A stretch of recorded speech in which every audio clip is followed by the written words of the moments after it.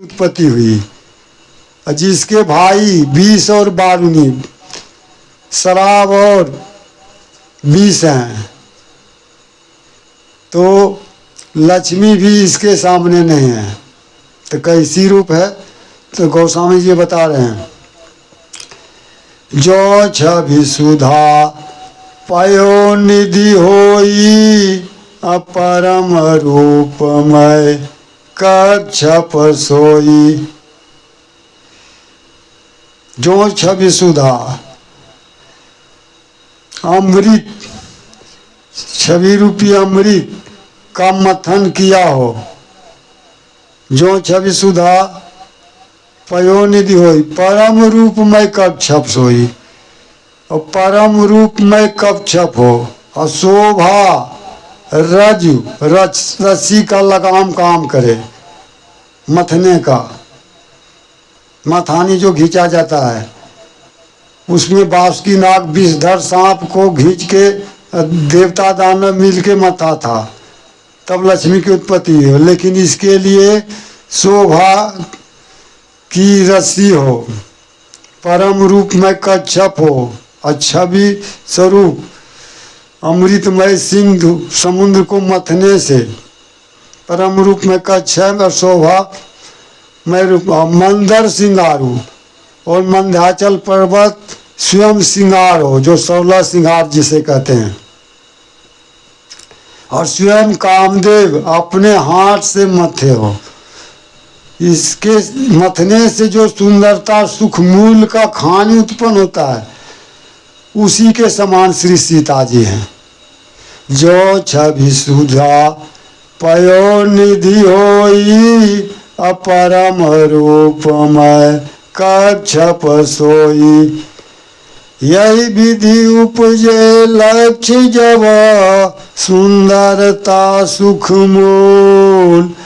तदपि सकोच समेत कभी कहीं सीय समतुल। फिर भी कभी यहाँ संकोच के साथ कह रहे हैं, उसी के समान सीता जी का स्वरूप है, जिसे स्वयं कामदेव ने अपने से मथा हो।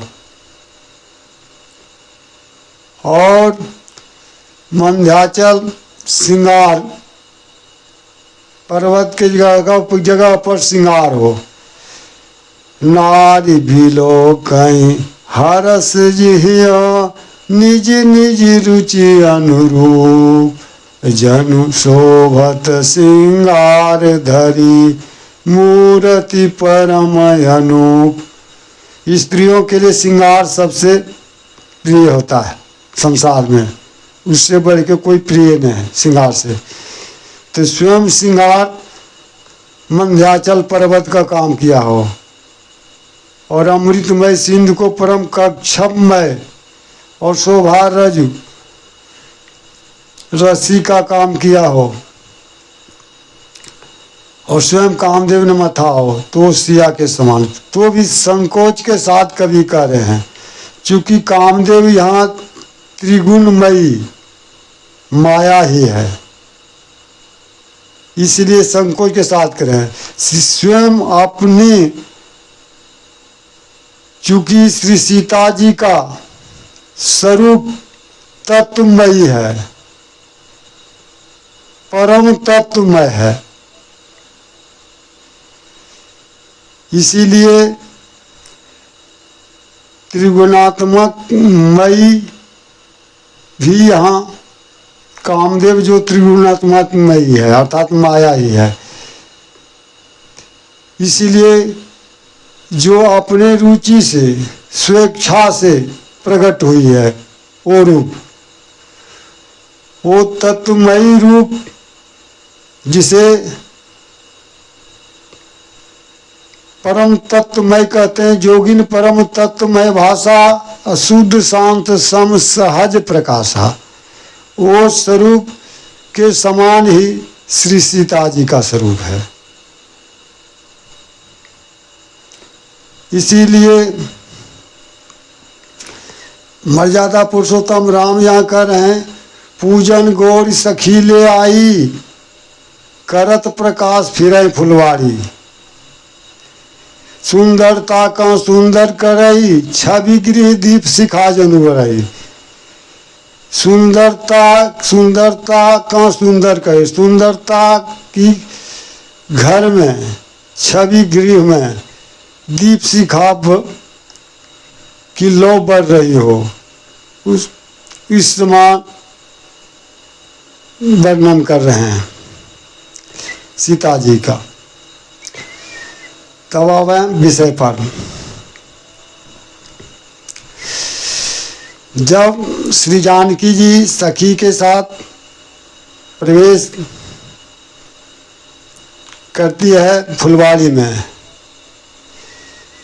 तो हाथ में कंगन और पैर में नूपुर पायल की आवाज़ झंकार पड़ रही आवाज़ से, वो आवाज़ राम के कान और लक्ष्मण के कान में पड़ रहे हैं।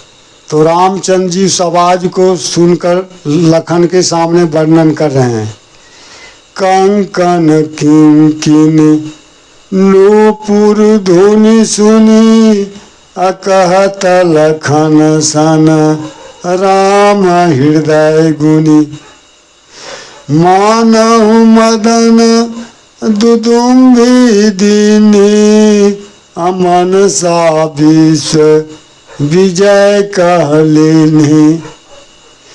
कंकन किंकिन नूपुर धुनि सुनी, कहत लखन सन राम हृदय गुनी। वो कंगन और नूपुर पायल की आवाज़ को सुनकर